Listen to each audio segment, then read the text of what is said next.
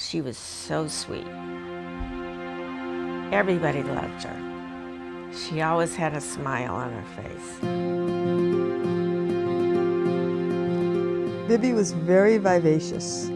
She was warm, kind. She was just the kindest, sweetest. She was the most welcoming woman. She just accepted you into her family. She certainly was, in terms of her grooming and her fashion and her taste. She could have had lunch with the Duchess of Windsor and held her own. She was incredibly elegant. When we were very young, I remember coming up here and sitting probably at this table and just talking to her for 20 or 30 minutes, and she was listening to a 4 or 5-year-old and made it feel like it was the most important part of her day. Bibby was in all her roles. I sat on a couple boards with her when I was first in Waterville, and Bibby was a very quiet person, and she didn't say a lot, and she didn't need to be the lead speaker of anything, but when she spoke, people listened.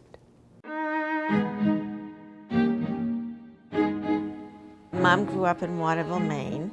She was the baby of the family, and her mother died at 17, and she had sisters who brought her up.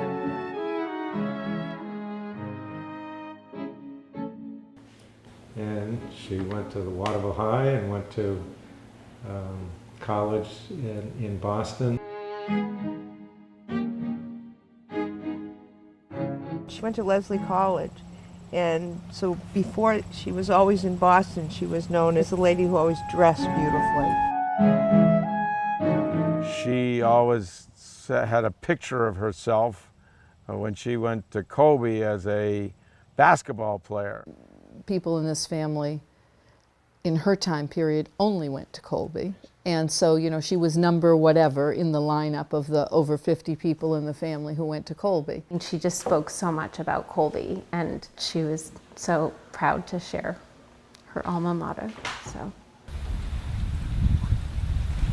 as a grandchild perspective, just her love of family, such pride, and pride of being a Waterville native.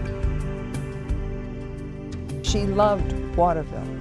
She lived most of her life in Waterville. She escaped in the winters and so forth, but in addition to the Belgrade Lakes in the summer, but Waterville was her home, and I think she treasured it. She was right with all of her people in Waterville. She belonged to Women's Club there. She was one of the founders and very big supporter of the Little Wanderers in Waterville. Very underestimated in many ways, but she was a powerhouse, and she stood behind Harold and sort of steered the local causes, steered him toward the local interests of hers. She was very giving. She wanted to give back, because my father did very well. So she wanted him to give back, especially in the state of Maine. Well, I think her family always was very, not philanthropic in the normal way of today, but in the way of giving poor people clothes on credit, forgiving rent, doing things in that nature in a very small but yet symbolic way. And so she observed that growing up. The other piece was just her Jewish religion. If it wasn't for Nana, I don't think my grandfather would have gone to temple, and I don't think if it wasn't for Nana, during the high holidays, maybe we wouldn't have gone to temple. So she was a real force.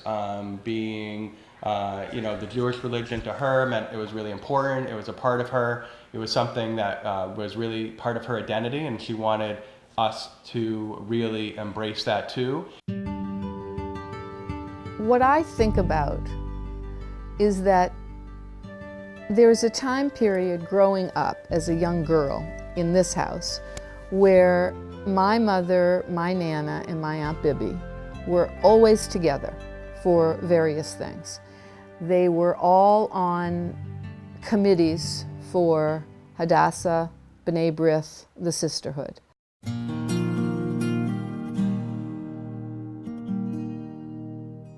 to have an endowed chair in her name in a department that is about not just Judaism as an academic subject, but is very much focused on small-town Jewish life, and be supporting a young woman rabbi